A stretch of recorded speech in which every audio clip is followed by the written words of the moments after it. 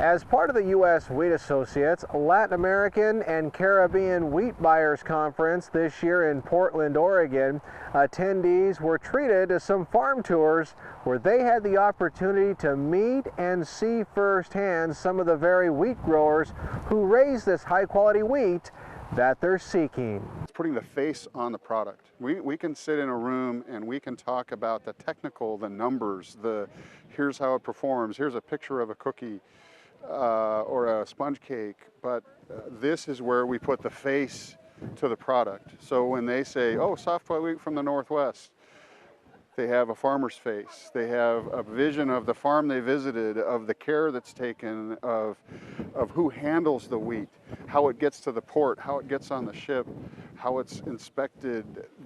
What I like about this is they'll always remember the face, what I call the face that goes with the wheat, and that's what makes this so important. They might forget the names, but every time they think about our product, they'll have the vision that they come away with today, and that's, I think that's critical. That helps them recognize there's a reason that it has the quality and it's cared for, and the customer is important to us. Darren Pageant is a fourth-generation farmer from Sherman County, Oregon, and currently serves as the Oregon Wheat Commission chair. He says conferences like the U.S. Wheat Associates Latin American and Caribbean one held in Portland and farm tours are still important, even in today's society that's dominated by smartphones and social media. Well, we live in the time of Amazon and double-click and buy this, and why can't we do this over the internet and kind of stuff. But one thing I've learned about since I've been on the Wheat Commission and the important work that U.S. Wheat does is the fact that you got to have face-to-face. Everybody if you got a problem, you want to go talk to somebody that's going to help you out.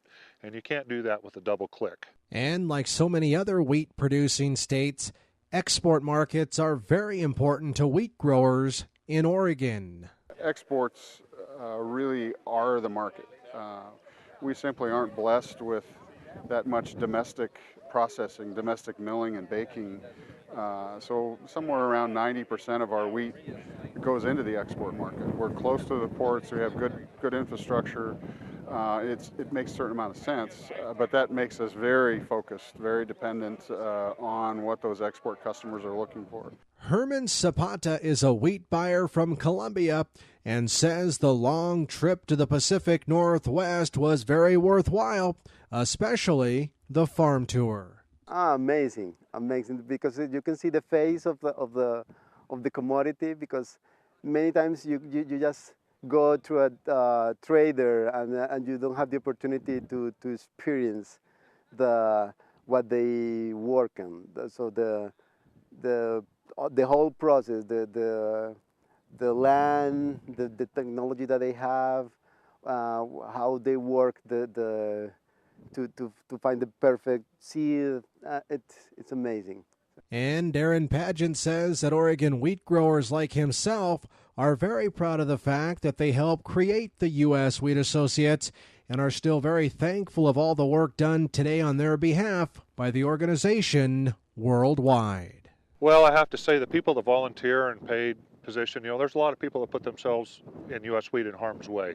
They live in maybe some not so great parts of the world as far as safety and different things like that. And that's the one thing I've learned. There's a lot of people on the farmer's behalf that are kind of, hanging it out there so I can sell a bushel of wheat. And a lot of us just don't realize that. And until you get on these commissions and boards, you don't see how the sausage is made. And like so many other things in the business world, success truly can be measured by relationships. And after attending a conference like this one, it's easy to see why the U.S. Wheat Associates is so respected by others around the world.